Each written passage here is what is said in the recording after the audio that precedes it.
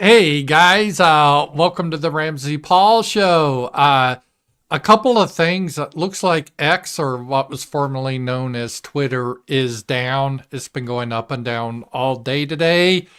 And I just tried to connect. What happens, I start up the stream using StreamYards, and it goes to YouTube, Rumble, and X.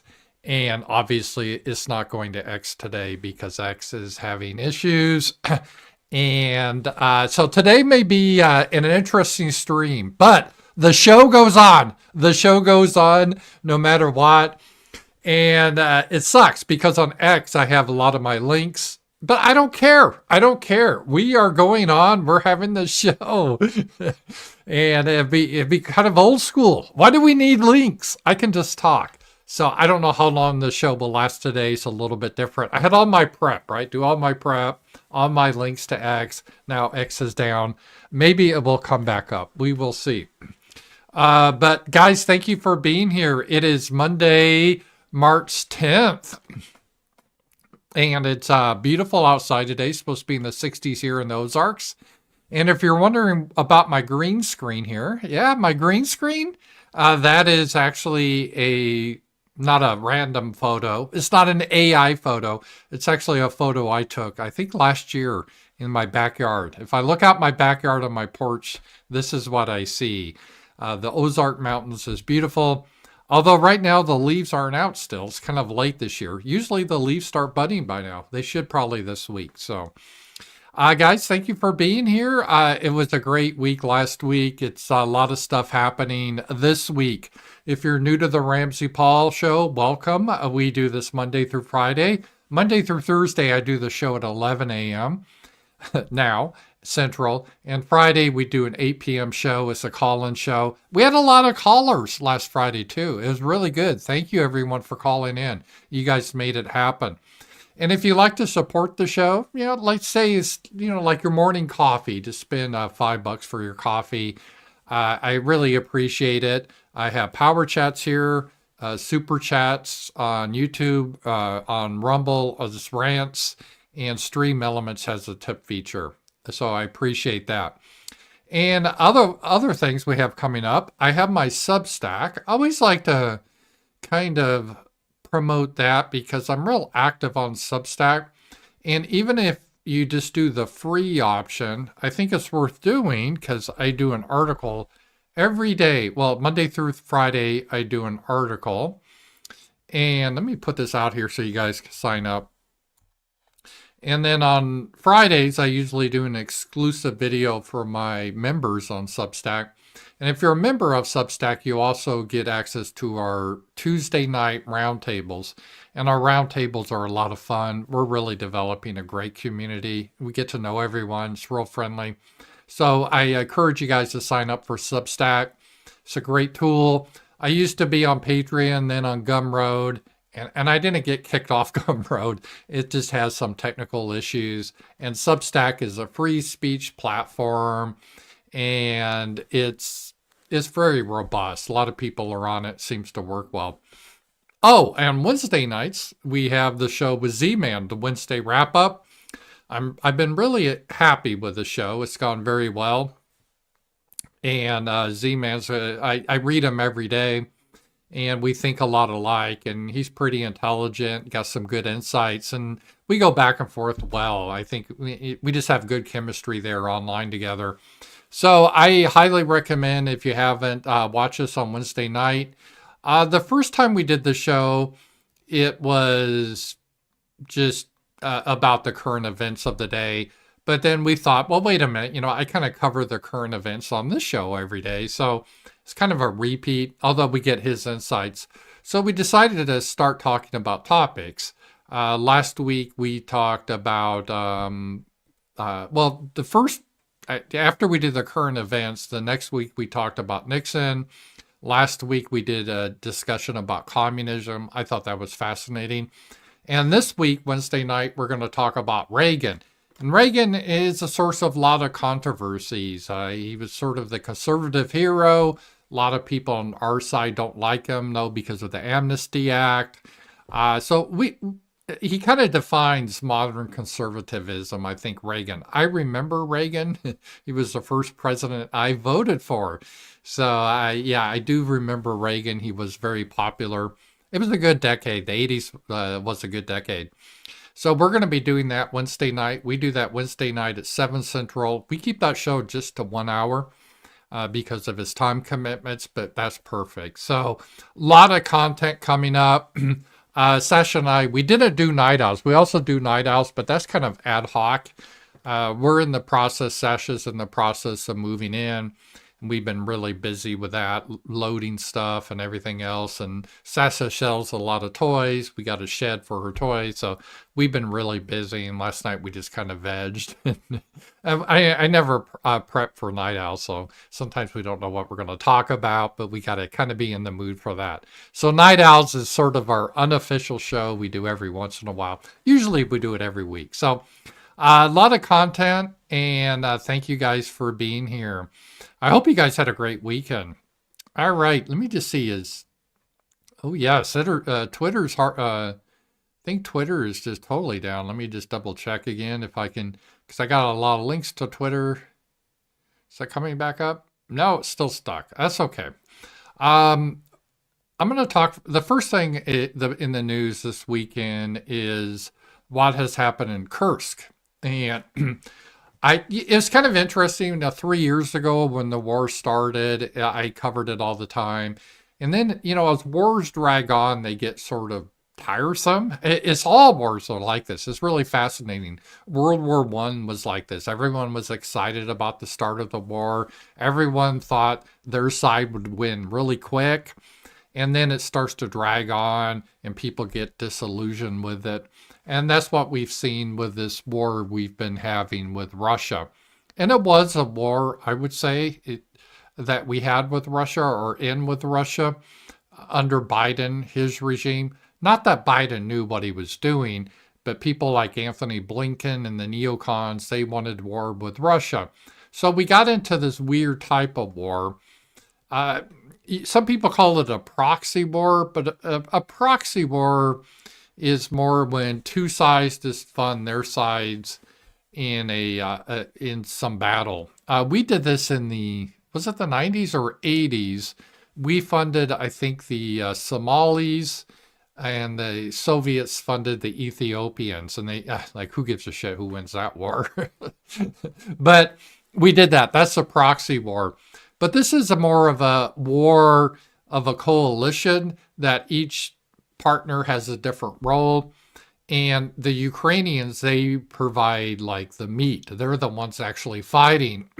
But all the logistics, the weapons, the intelligence, and even a lot of the strategy has been conducted by NATO, which primarily means the United States. Europe does a little bit, but Europe at this point is pretty weak. They don't produce much weapons or manufacturing.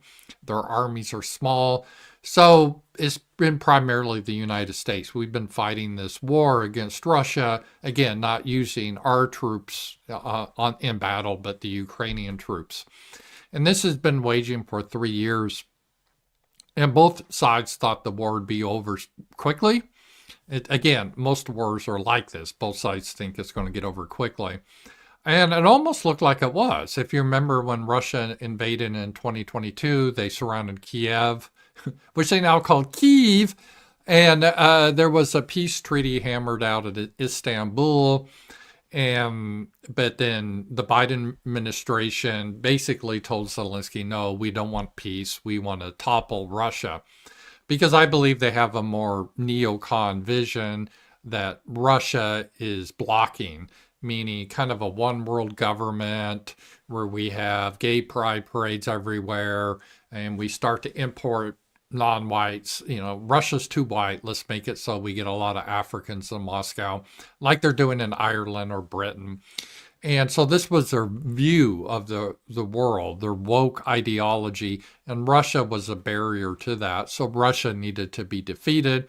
They thought Russia would fall apart really quick because they believed their own propaganda that Russia was a weak country.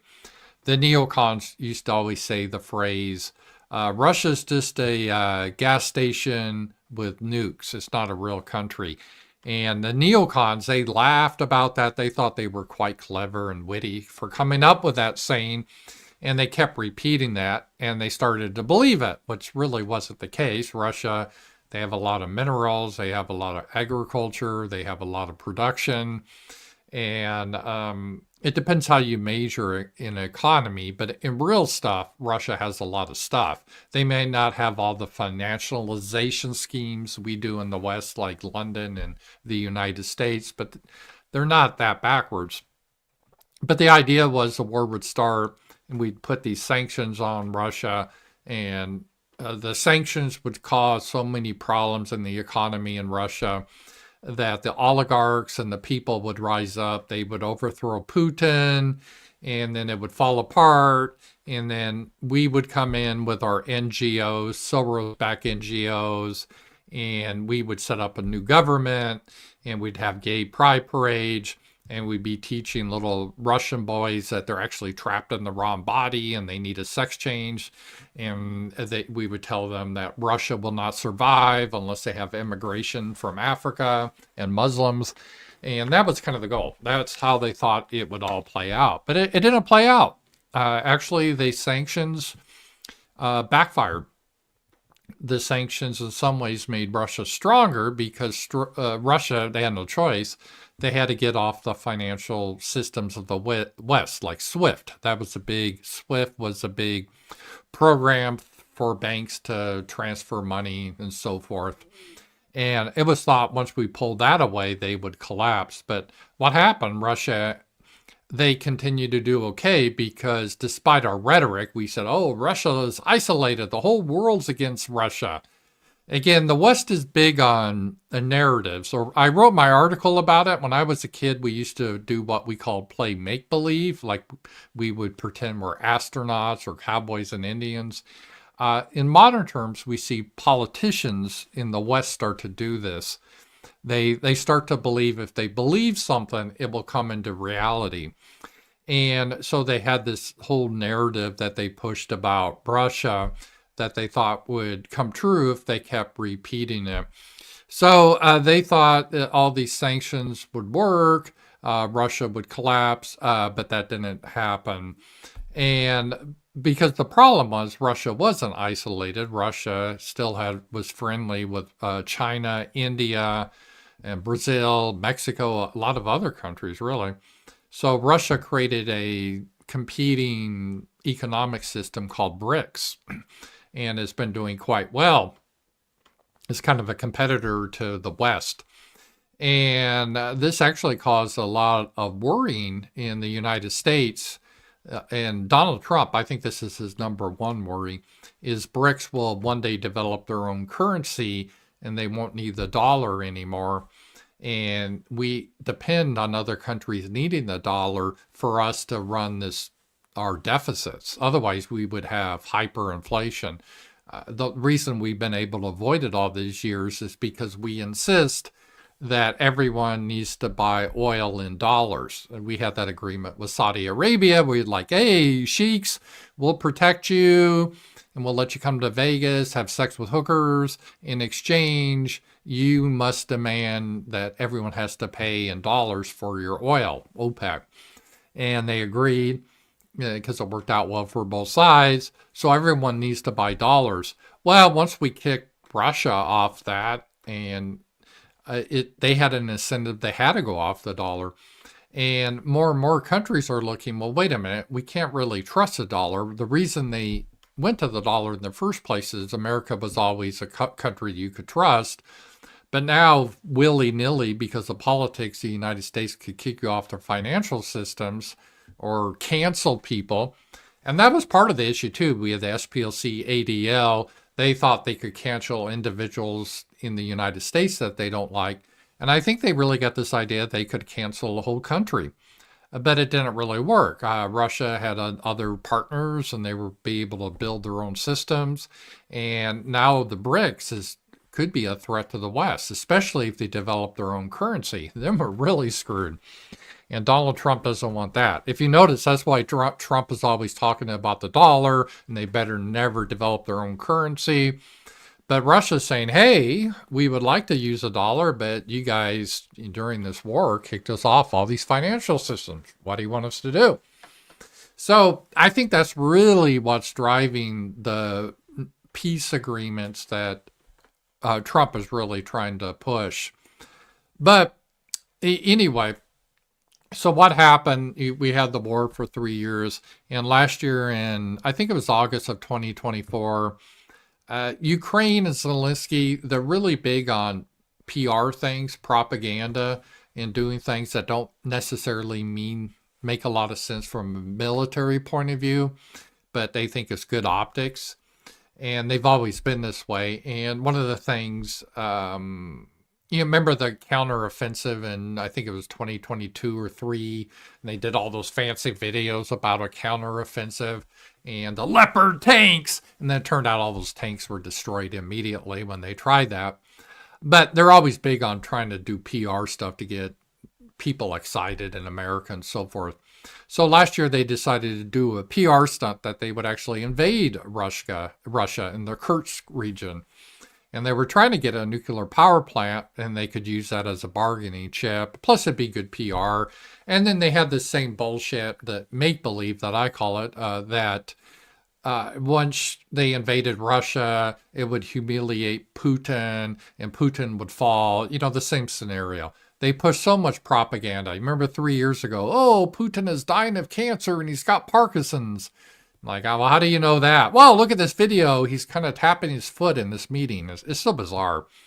But they had this idea. Okay, we'll invade Kursk and that'll make Russia fall. Oh, that didn't happen. They didn't get the nuclear power plant. And they had a kind of a bulge. I don't have Twitter up, so I can't show you the map. They had a bulge. They kind of went into Russia and they got stuck there because Russia reinforced it. And they've just been stuck there, not being able to do anything. And from a military perspective, it's like, well, your lines aren't really straight. Your flanks are kind of exposed. I know you have troops there, but you know, if Russia should cut you off, you would be encircled. This is probably not a smart thing to do. The initial objective failed, so you need to retreat back to Ukraine and straighten your lines so you don't get flanked. And that was, from a military perspective, made a lot of sense. But Zelensky refused that because they liked the propaganda aspect of, oh, we control Russian territory. This shows we're winning and all that type of nonsense. Well, what happened over this week, the Russians have been planning, and they really did, it would make an amazing movie. This would be like a great war movie. If it wasn't for the Russians, maybe Hollywood would do it, but they'll make all the special forces black Russians, maybe black transgender. But what it was is a bunch of Russian special forces. What they did is the gas line that they were using to send gas to Europe, it used to go through Ukraine, and it had still been going through Ukraine until January of this year. But in January, Ukraine cut that off, so they cut off the gas. And Russia decided, we're not using this gas line anymore. Maybe we can use this to sneak troops through it. And so what happened is Russian special forces, they literally, and the pipes are small. A man can fit through them, but you can't walk upright in them. You basically got to crawl. And they had these special one in line. You've seen pipes, they're just, I don't know what the diameter was, maybe, I'm not sure, 6 feet or something, but they're really small. And they just had to scrunch through with all their gear and crawl in a single line. Horrible conditions. They had flashlights on their helmets, and you still had fumes of the gas. And they took days crawling. It's like 10 miles on their knees in horrible conditions, darkness. And, where do you go to the restroom? But it was almost like considered a suicide mission. But they thought they could go through this gas line and then pop up behind the Ukrainians in this Kursk region. And amazingly, they were able to pull it off and do it. And they were successful. And all of a sudden, there's hundreds of Russians, like moles, coming through this gas pipe. And the Ukrainians were in disarray because all of a sudden they see all these Russians behind them. They're like, how the hell did they get behind us? And it created general panic. And the Russians coordinated that with, because again, these troops, special forces, stayed in this pipeline for days. Then they gave the signal and they all popped out like rabbits. And then the Russians coordinated their attacks. And the Ukrainians had Russians behind them. They didn't know where they came from. And it created a breakdown, supposedly. And when you're trying to get the information, you got to read both sides, but both sides are pretty much in agreement. It's a total collapse of the Ukrainians in the Kursk region. That bulge, it did get encircled, and it's still encircled as we speak. And once you get surrounded, you're kind of screwed as an army because you can't get supplies in anymore. Once you shoot your ammo, you're out of ammo. You can't get food in. You can't get water. You're kind of screwed. And so they're pretty much trapped. And a lot of Ukrainians, they just abandoned their weapons. I saw a video where they abandoned an Abrams tank. Remember, we're giving them, game changer, we're giving them our sophisticated tanks. Well, they ran off, left them, and the Russians took them. So it was a total fiasco, disaster. And a lot of thousands of Ukrainians are surrendering. Some others are desperately trying to get back into Ukraine, but they're being cut off.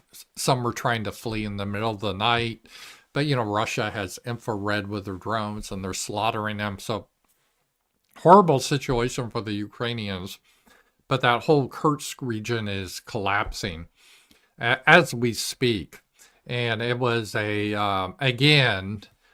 would make a great movie. The whole special forces sneaking through a gas line to get behind the Ukrainians. And so that is all collapsing now. And Zelensky wanted to hold that region at all costs because he wanted to use that as a bargaining chip with the Russians. But now it looks like it's going to be lost. And by the way, Ukraine is losing on all the other fronts too. And things are getting tough for Ukraine. And Trump has cut off military shipments to Ukraine, and even, it's not necessarily permanent, but pausing our intelligence information with them. And they need our intelligence information for them to do drone strikes when they attack into Russia, and they know where the Russian troops are and all that. And so they're in a bad situation now. Trump did that because he wants to try to force Zelensky to negotiate for peace. Zelensky is unreliable. I don't know where he stands now. He literally changes his position, not just every day, but within the day, multiple times. He'll say, no, I'm definitely never going to negotiate with the Russians. And then he'll say, yeah, no, I'm willing to negotiate now. And then an hour later, no, I'm not going to negotiate with them. And so he's extremely unreliable. And I think the Americans realize it, and they're trying to replace him. And supposedly the American delegation is meeting with some of the Ukrainian opposition or other leaders in Ukraine, not Zelensky, but other Ukrainian leaders, to try to figure out a potential peace plan with Russia that they can bring to Russia. Because Putin's always said from the beginning of the war he's willing to negotiate. But Zelensky has always refused based on the U.S. Biden backing in NATO. And now that's changed. And Zelensky was so hardcore, he put in the Ukrainian constitution that it was illegal to negotiate with the Russians. So it'd be like, we have our First Amendment, Second Amendment. They put in an amendment, illegal to ever negotiate with the Russians. That'd be like us. It's illegal in America. We made a new amendment to the Constitution. We can never negotiate with the Canadians. It's bizarre. But, their constitution doesn't mean anything, so he could remove that, I'm sure. But that's just how hard line they were. So, but the problem is, and I thought about this today, is when you got to have negotiations, we don't, as Trump told Zelensky, he doesn't have any cards. And I don't know how many cards we have as Americans, because from a Russian point of view, And despite all the propaganda that the NATO governments are putting out that if Russia takes over part of Ukraine, then they're going to invade France and Britain. Not that I would care, but that's not going to happen, right? That's just fantasy. But they say this to try to get their populace all scared. So that's the propaganda they're doing. But the problem with Russia right now they're having is they're winning. So why should they negotiate? Because war is the ultimate form of negotiations, right? It's real. It's not narratives. It's real, and you can do whatever narrative you want. And as I wrote about today, the West can censor people that said that Russia was winning. They can murder people like Ukraine, murder Gonzalo Lira because they didn't like what he was saying. He was saying Russia would win. You can murder all these people, you can shut them down, but that doesn't change the reality on the battlefield. And the reality on the battlefield, Russia has more men, they have more manufacturing capability. I could go on, and they're going forward. So the question is why wouldn't Russia want to negotiate? There's some things we could give them. We could say we would remove the sanctions and so forth. And I think Putin's open to that. But one of the problems Russia always has, they understand our politics, and why I think they trust Trump, that if we really reach an agreement, let's say we freeze the conflict where it is. Not that Russia would agree to that, but let's say that's what happens. I think Russia knows, okay, well, we'll be okay for 3 years, but if there should be another American election, and let's say the Democrats should win again, I hope they don't, but let's say they do, you get someone like Gavin Newsom in or something, or Kamala Harris, God forbid, they could just rip up any agreement and start the war all over again and not respect the peace agreement. So from Russia's point of view, they got to think long term, even beyond the Trump administration. Now, if J.D. Vance or someone else should win, then they could probably believe it. But so Russia's, and they've always said this, they don't want to fight this war again in a few years. And Trump has brought that up when he's talked to Putin. That's always a big point with Putin is, let's not fight this over and over. Let's put an end to it. But for Russia, the way I think they can best secure that is through military victory, maybe get to the Dnieper River. I still don't think Russia will take all of Ukraine, although who knows, maybe they will. But they want to get to a point that's easily defensible in case there's a new administration in the future that tries to start things up again. So that's going to create a lot of problems with the whole situation in Kursk in Ukraine. It looks like Twitter's still down, and guys, just so you guys know, I'm just today on YouTube and Rumble. I am not on X today because of the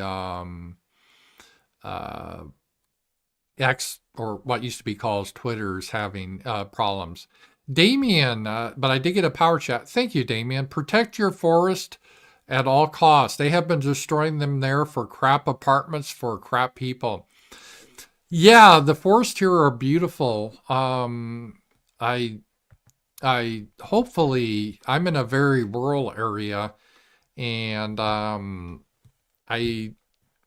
don't think in my lifetime they will develop this yet. I mean, it has grown, but I don't think they're going to tear down the forest anytime soon. But yeah, Northwest Arkansas, it's kind of good news, bad news. It's good news for Sasha's land value she inherited, but it's bad news for just the quality of life, because Northwest Arkansas is kind of a secret that's getting out. It's pretty affordable living compared to, let's say, California or Colorado or Illinois. Taxes are fairly low. Property taxes are very low. Northwest Arkansas is it was in the 70s almost 100% white, because they never had slavery in this part of Arkansas. So there's not a big black population here. Now, unfortunately, there's been a lot of immigrants recently, like Mexicans and now Indians. So that's reducing the quality of life. But it's still, compared to most areas, pretty good, especially in areas. I took a picture the other day. I was in a diner in Fayetteville, more rural part of Fayetteville, and it was crowded. I don't know, 100 people in there, and there was not one diversity in there, not all. And it was like going back in time. It was really wonderful. And there's other towns around here that are like that. So, and where I live is like that. There's no diversity. So, maybe eventually, but maybe we will get a change to that too. I don't know. So, thank you for that. And I do appreciate that. And you can do power chats. And that was a power chat. And there's also super chats that I have out here. And I got a super chat. And thank you guys. And it just so you know, today I'm just on Rumble and on YouTube today. X is down. It was funny because today I couldn't get on X. It hung up. And I'm a boomer. So I'm like, oh shit, my internet must be screwed up. So I rebooted the router. And I'm like, wait a minute, I can get to other sites. Duh. It's probably not my router. It's X is down. So, and then it came up briefly. And then you had all these people on X. Oh, was X down? What the hell's going on? Testing. I'm like, stop it. But yeah, so X is down. Let's see here. Ex-CEO host Sticks and Hammer is now asking money on his latest video and threatening his sponsors. Is he? I don't know. Sticks, I used to host Happy Homelands with Sticks. And I've always liked Sticks. I've always liked all my co-hosts. Really, I always have. I love Tina Veek. I thought she was great. I met her in person. She invited me to Finland for a conference. She was super. We had a disagreement about COVID. She got really scared about it. Ironically, she passed away and she took the vax. And then after she had the vax, she had horrible problems with her heart. She had heart problems previously. And, I don't know for sure, but she passed away. That was really young age. But she was great and enjoyed doing the show with her. She was my first streamer co-host. I really enjoyed that. Then I had Sticks, and Sticks is very popular. He's kind of doing his vampire pirate image now, where he's wearing a pirate hat, and he said he's kind of like a vampire. I don't know. He's into like the occult. He's kind of had the niche where he combines like he's kind of a Trump supporter, but also into like Satanism or something. He's got like this demon owl stolus that I don't know. It's a strange situation, but whatever. People have their own things. I've always liked Sticks. But I didn't know. So he's asking for money on his latest short video and threatening sponsors. I don't have sponsors, so I can't threaten them. Love the Z-Man stuff. Some people wanted to sponsor me, but I'm like, I don't know about that. It's not worth it unless it's a lot of money. I love the Z-Man stuff, especially bringing Christianity into the communist discussion. This was Lucas T. Thank you. Yeah, Z-Man always has really good insights. He's a very intelligent man. I think he's kind of got a little background like a J.D. Vance, where he grew up kind of as a poor white guy. And now he was, intelligent, went to an Ivy League school. Z-Man's a very smart man. So I kind of like that arc. I like it when someone's actually worked in life and experienced life. To me, it's a bonus, right? It's one of those things that people discuss life and they've never really lived it, except for streaming. It's like, But Z-Man's lived it, so he's a great host. But I like Sticks too. I hope he does okay. I know he had some issues with some domestic violence thing. I thought he was separated from his wife. I don't know all the details, but I hope he does well. And this is Morgoth 009. The Russian domesticated the fox. They did. The Russians did domesticate the fox. You can domesticate animals fairly quickly, as I think dogs happened fairly quick when they did that. What if they breed war rats to fight in the sewer? That'd be kind of cool. Wasn't that? I never really watched it, but the generation after me, there was a show called Mutant teenage turtles or something like that. Weren't they in the sewers or something? I don't know.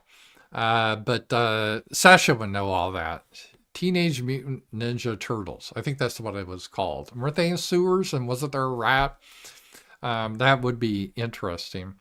The United States Army, they experimented in like the 70s and 80s of using like dolphins. It's sad to like put strap explosives on dolphins like Flipper, and then train them to run into like Russian ships. So they have used animals in that way. Dysentery has killed more soldiers than bullets. That's true. And including one of my relatives was in the Civil War. My grandmother had his letters he wrote back to his mother, and he died. He was on the bad guy side, the Union. I had relatives on both sides, but he was with the Indiana Volunteers or whatever, and he died of disease and sickness. And more people died of sickness in wars than bullets. That is 100% true.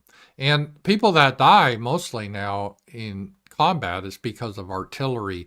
Bullets never really killed that many people in war. They had a lot of problem in war, even in the Civil War. Only about 30% of the soldiers would actually aim at the enemy, because most people don't want to shoot at another human being. And when they get in that situation, they intentionally shot high or low on both sides. But artillery doesn't care. So thank you. Thank you for your support. I really do appreciate that. And let me just see if, did Twitter come back, or is it still down? Twitter looks to be still down. So I'm going to have to do this a cappella. I don't have links here to show all this stuff. But I'm just read them and, talk about this. So I think we talked a lot about the Ukrainian stuff, so that was good. The other issue that has happened is very sad, is Syria, the fundamentalist Muslims, the Sunni Muslims, are butchering Christians. There was one video, it was kind of painful to see. I guess there's a lot of Christians in Syria, and Assad really protected the Christians, even though they're a minority in Syria. But now that Assad was overthrown, and again, NATO and the West and Turkey was part of overthrowing Assad, we always wanted to get rid of Assad. And it's sort of like Iraq. Once we get rid of the guy there, what takes over is worse. Now we got these fundamentalist Muslims doing their typical fundamentalist Muslim things, which is torturing people, beheading them. That's how they run, right? That's why we don't need them in the West. We don't need that in the West. They're all Akbar! And they're always, running around chopping heads off. Well, they're kind of chimping out now, and they're attacking Christians. And there's one guy that, they're crucifying them and blowing their brains out while they laugh in sandals and jump around. My opinion of that whole group is almost down to zero now. We don't need them in our countries. The ones that are here need to go back. So they're doing the typical religion of peace thing. And it's really sad what's happening now. There's almost like a genocide happening now in Syria. And Marco Rubio talked about it. Marco Rubio said, and if I had X up, I'll show you the link, but he said, the United States condemns the radical Islamic terrorists, including foreign jihadists that murdered people in Western Syria in Western days.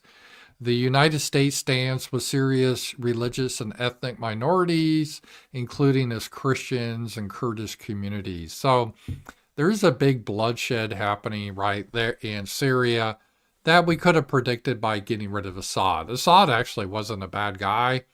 I thought his wife was quite attractive. I guess she has cancer, but they seem like a really intelligent people. They look European. And now we got more of the low IQ inbred types in charge, and they're doing their usual violence like they always do.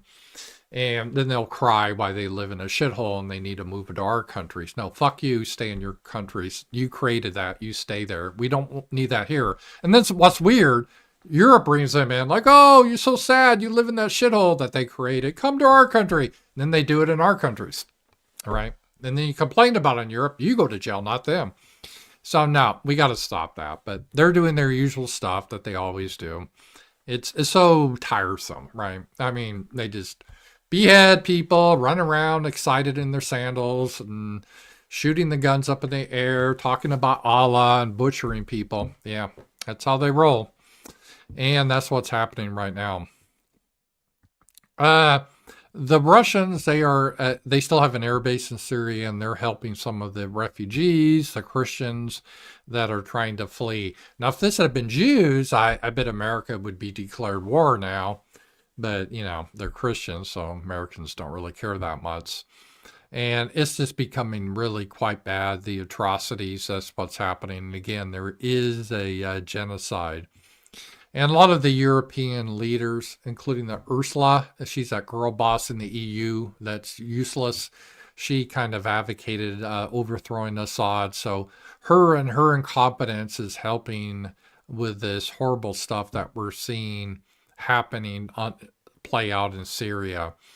And again, I don't think we should be involved in it with the military, but we helped to overthrow Assad by sanctions and everything else because our best little friends in the Middle East didn't like Assad. So we had to get rid of him, even though Assad was friendly to America, even though Assad was friendly to Christians. That's probably why our best little ally didn't like it. So now we got radical like ISIS types in charge slaughtering everyone. But maybe that makes our best little ally happy. That's what's important to people like Tom Cotton. Even though Tom Cotton is supposedly a Christian, he's supposedly, I guess technically Tom Cotton is a senator from Arkansas. I don't know if he's ever been to Arkansas though. You would think reading his X feed, he's from Tel Aviv. So I don't really think he cares about Christians being slaughtered. But if there was a Jew being slaughtered in Syria, he would be demanding the troops go in there. So that's where we are, sadly, in this. And it's a bad situation right now. And that is what's up there. Let's see here. So again, some of the videos are really quite horrific to look at. And I wouldn't show them anyway on YouTube, but you can see them on X if X ever comes back up. All right. The other foreign news is we had Justin Trudeau was replaced in the Liberal Party because there's a vote of no confidence. I'm not quite sure how the Canadian system works, but the Liberal Party, they got rid of their leader. And the Liberal Party, sort of like our Democrats, I guess. And they got rid of Justin Trudeau. He stepped down. And now the new PM, there hasn't been an election. In fact, Mark Carney was never elected to anything. But this is how their system works. He is now the prime minister. And he came out of Mark Carney. He's like an investment banker. He's all into the Soros World Economic Forum. They call him Carbon Tax Carney because he's into that whole climate change myth, hoax. And Canadians, even before Trump talked about tariffs, were in a horrible economic situation because of all this tax they put on Canadians because Mother Earth is mad about oil or gas or something like that. And Mark Carney's behind a lot of that. Now, he has his own, I guess, gas interests in like South America, but that's fine. But they want to shut off all oil production in Canada. I guess they want the Canadians to freeze in the dark to please Mother Earth or something. I don't know. This crazy shit. But he's in charge now. And he's kind of a Soros World Economic Forum asshole type. No different than Trudeau. And the Conservatives, I guess they'll have a election coming up then between Carney will run for the Liberals and that Pierre guy is on the Conservatives. He sounds okay. I heard he's kind of a cuck, but at least he's for getting rid of the carbon tax is a big thing. So they'll have their elections and we'll see who they vote for. I don't really care anymore. If Canadians want to keep flooding their country with Indians and Muslims and cut off their energy and start to spiral down into a third world country. Have fun with that. Have fun with that. but we'll see what they decide to do. And so that was the big news. So we'll see that coming up soon.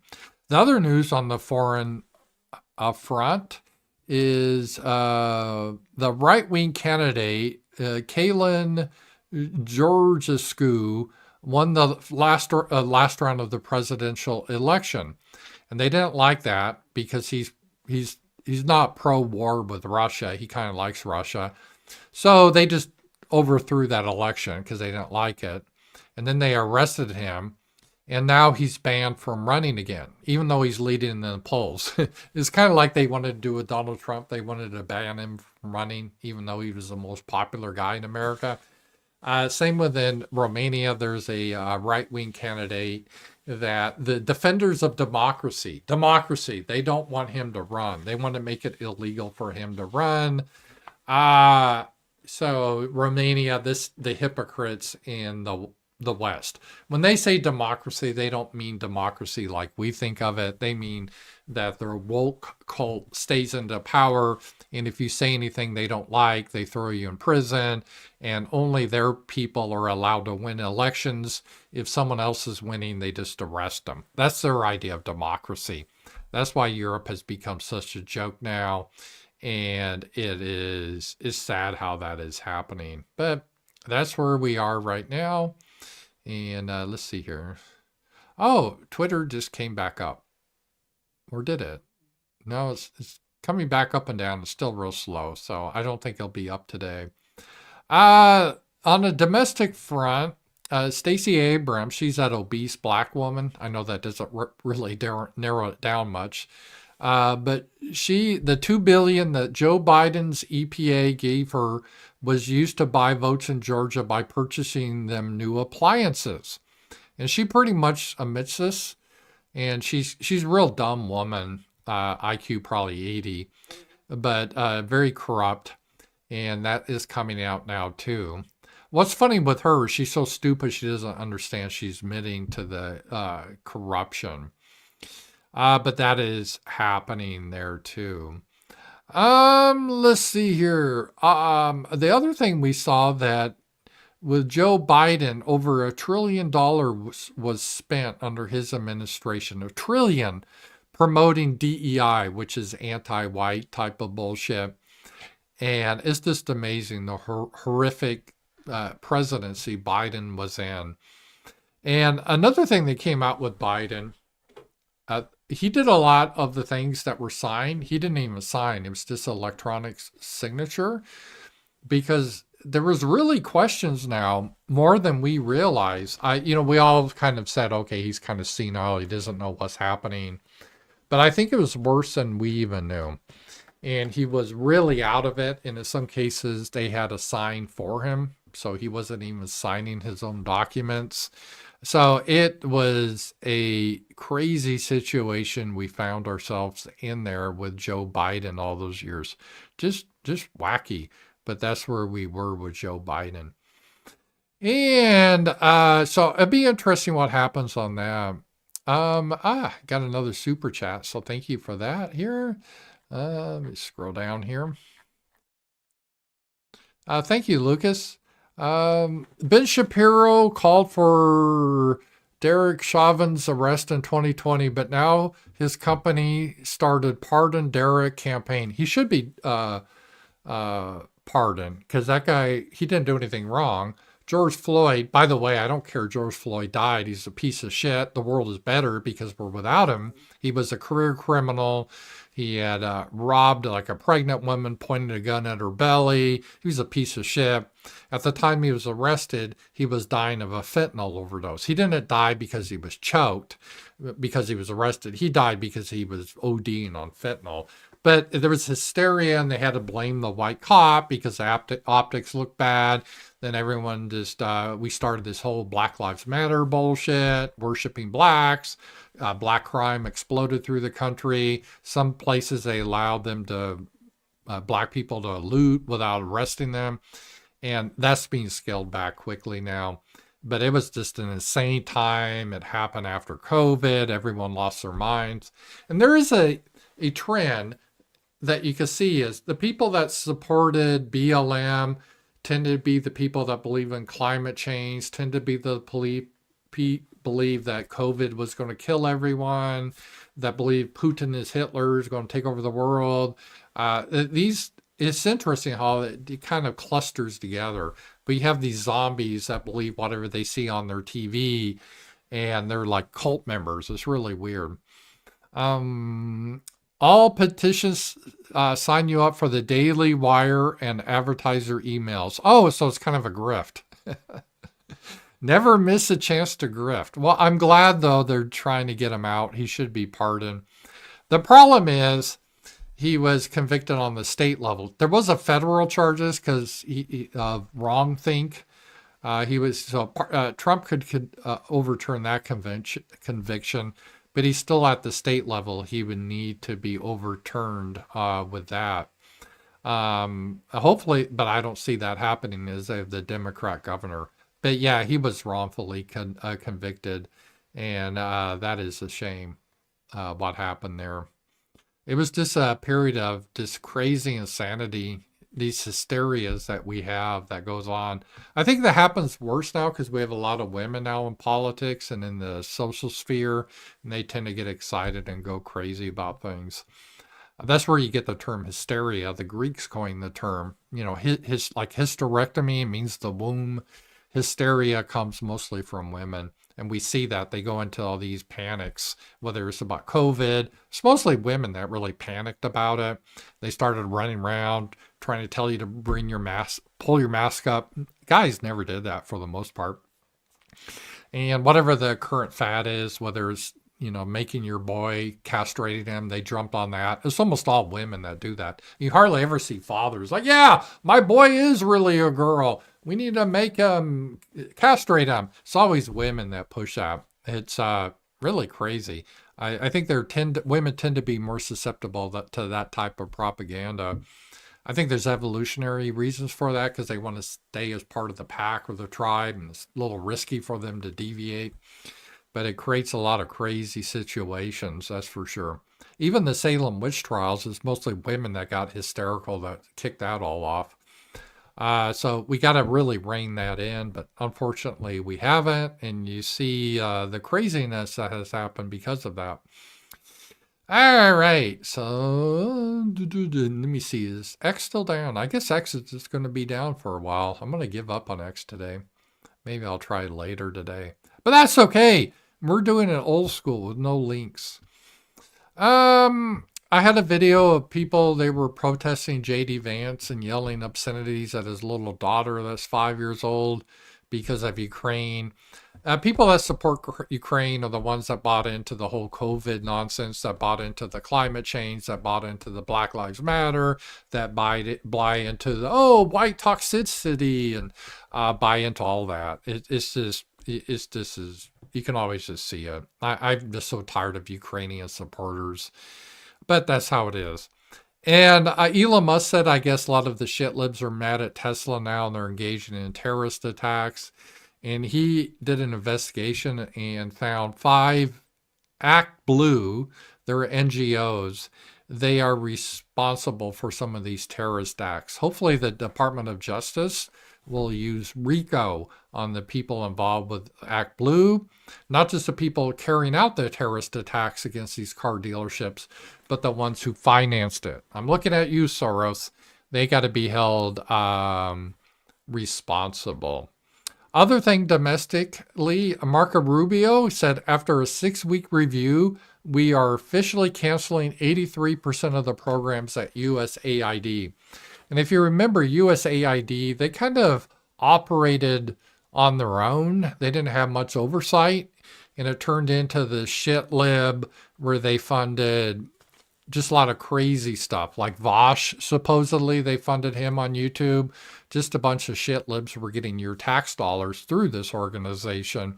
And they funded organizations to give you propaganda. They pay people to post on X acting like they support whatever, vaccines or the Ukrainians, and they would post bullshit stories how Ukraine was having all these glorious victories, all that type of stuff.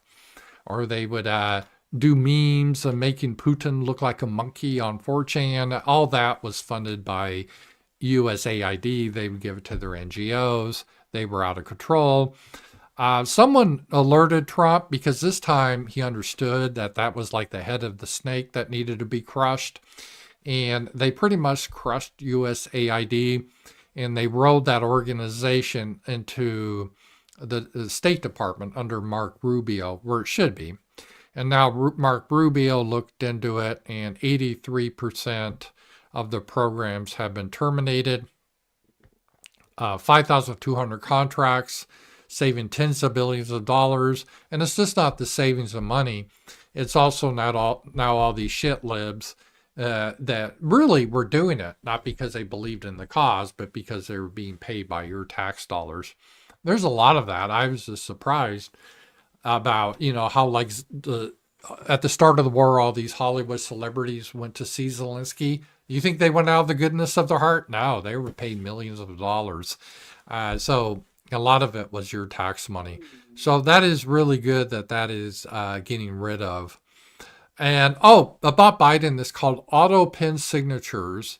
And they're looking into that because the Biden may have been not understanding what he did most of his presidency.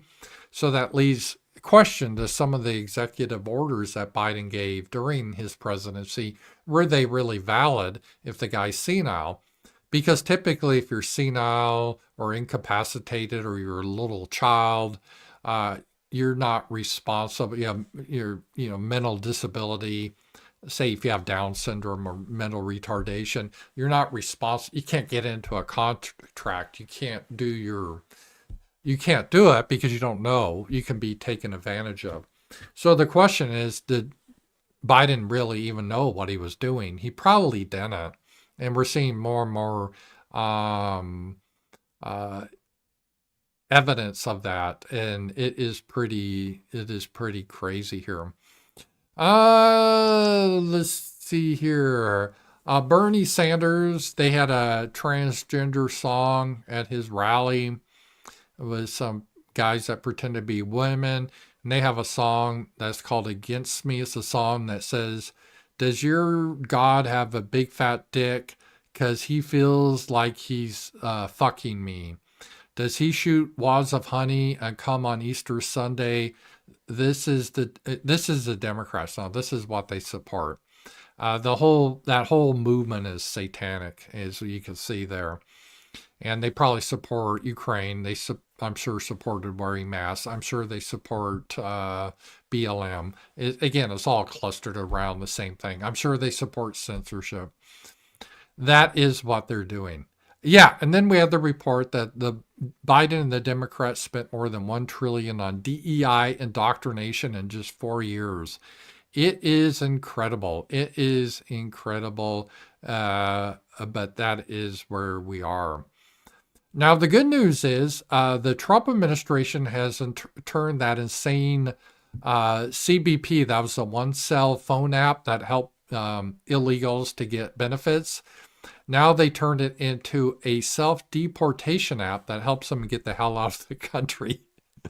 So if you have this app, so if you're an illegal, Soros or some Catholic charity was funding you to break into our country illegally, and you wanted all the taxpayer goodies, you got a free cell phone and an app on it that told you how to get all this free stuff to loot us.